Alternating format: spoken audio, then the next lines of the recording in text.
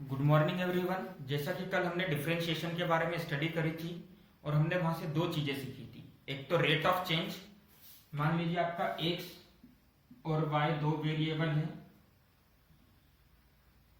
ना, दो वेरिएबल्स हैं।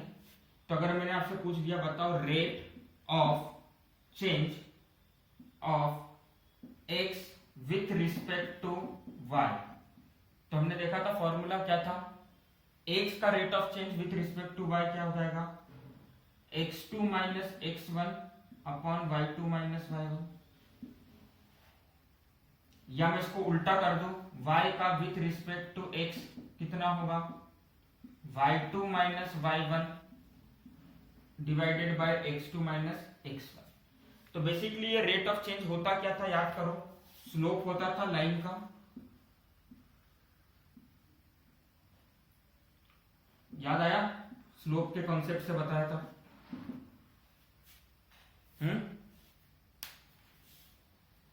फिर हमने डिफरेंशिएशन सीखा था। तो हमने डिफरेंशिएशन के केस में क्या बोला था कि अगर हमारा ग्राफ कैसा आ जाए, कर्व वाला आ जाए, है ना, जो कि एक सिंपल सा स्ट्रेट लाइन नहीं है, तो हम इन दोनों पॉइंट्स को बहुत करीब करीब कर देंगे। तो x2 माइनस x1 की जो डिस्टेंस होगी वो छोटी हो जाएगी और उसको हम क्या बोलेंगे, या y2 माइनस y1 की डिस्टेंस को बहुत छोटा कर देंगे तो उसको हम क्या बोलेंगे dy, और उसको क्या बोलेंगे हम dx। याद आ गया सबको, है ना। तो चलो आज बेसिकली डिफरेंशिएशन का एक्चुअल यूज समझने के लिए हम क्या करते हैं, एक एक्सपेरिमेंट करके देखते हैं। हमने एक्सपेरिमेंट क्या करा, हम हमारी घर की छत पर ऐसे खड़े हुए, ठीक, मान लो हमारे पास स्कूल का बिल्डिंग है, स्कूल की बिल्डिंग पे खड़े हुए, और यहां से हमने नीचे क्या फेंका, एक पत्थर फेंका, एक छोटा सा पत्थर ना, बड़ा सा छोटा सा। तो क्या मैं इसके लिए इक्वेशन ऑफ मोशन लिख सकता हूं। मान लो इनिशियल वेलोसिटी 0 थी, तो इसके लिए इक्वेशन ऑफ मोशन क्या हो जाएगी, s equals to ut plus half at square लिख सकता हूं।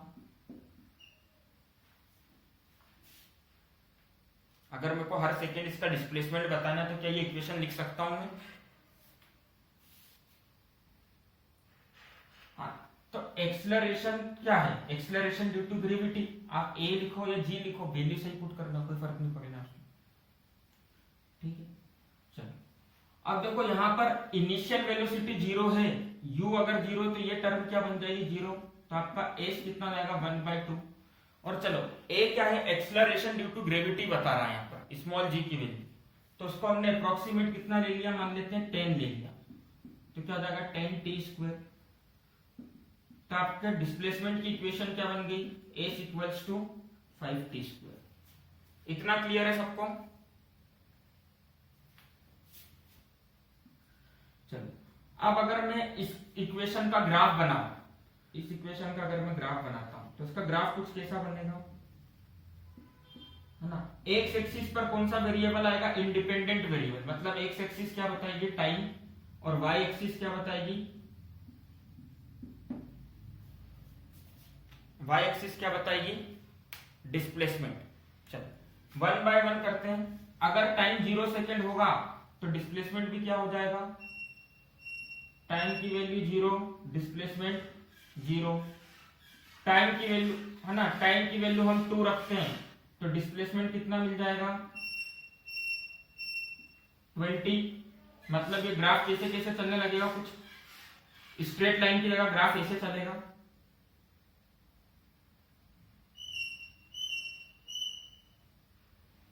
इतना क्लियर है सबको, ग्राफ स्ट्रेट लाइन नहीं बनेगा, सबको पता है। स्ट्रेट लाइन कब बनता है, जब सभी वेरिएबल की पावर 1 हो, तो यहाँ पे तो पावर 2 है, तो ये ग्राफ कैसा बनेगा, ऐसा बनेगा। इतना क्लियर है, बता दो जल्दी, है ना। सिमिलरली अगर आप s की वैल्यू, t की वैल्यू 3 सेकेंड लिखते हो तो s की वैल्यू क्या मिल जाएगी आपको, 3 का स्क्वायर 9, 9 5 जा 45 मीटर, 20 मीटर 0 मीटर, है ना। चलो मैंने नॉर्मली आपसे पूछ लिया कि चलो बताओ t इक्वल्स टू 5 सेकेंड पर क्या डिस्प्लेसमेंट होगा, t इक्वल्स टू 5 सेकेंड पर क्या डिस्प्लेसमेंट होगा। तो कैसे निकालोगे डिस्प्लेसमेंट,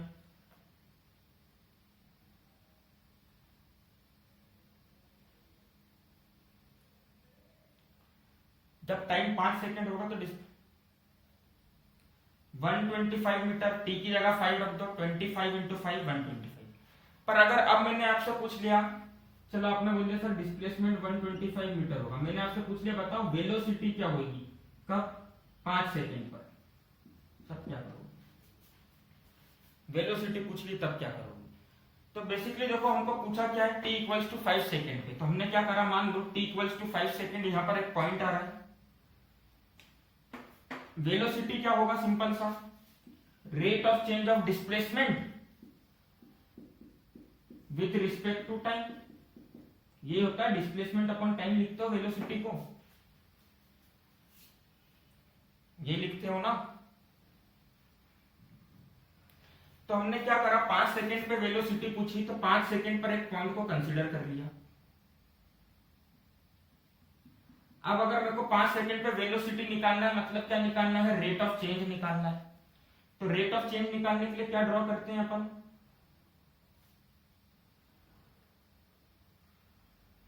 तो अगर मैं इस पॉइंट पे टेंजेंट ड्रॉ करूंगा, इस पॉइंट पे अगर मैंने टेंजेंट ड्रॉ करी तो टेंजेंट कैसी बनेगी, ऐसी, ठीक, जो कि एक्चुअली कर्व के लिए टेंजेंट रहेगी क्या,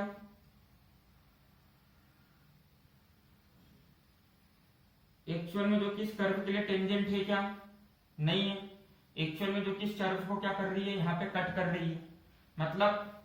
और सिंपल सी एक चीज बताओ, अगर मेरे को स्लोप निकालना मतलब टेन थीटा निकालना है, तो उसके लिए मेरे को क्या चाहिए, ट्राइंगल चाहिए। अगर मेरे को टेन थीटा निकालना है उसके लिए क्या चाहिए, ट्राइंगल चाहिए।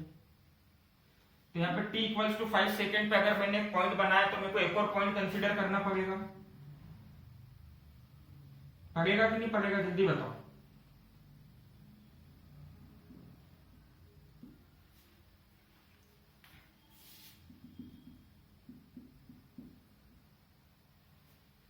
ऑडियो क्लियर है सबको?